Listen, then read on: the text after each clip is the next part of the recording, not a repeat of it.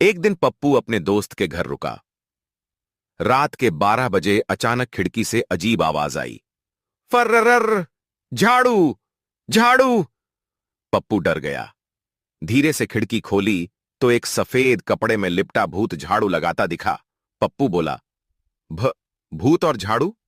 भूत बोला, हां भाई, डराने से अब लोग डरते नहीं। सफाई करके स्वच्छ भारत मिशन में योगदान दे रहा हूं। पप्पू बोला, तू भूत है या सफाई कर्मी? भूत बोला, बेरोजगारी सबको लगी है भाई। पप्पू बोला, चल ठीक है, किचन भी साफ कर दे।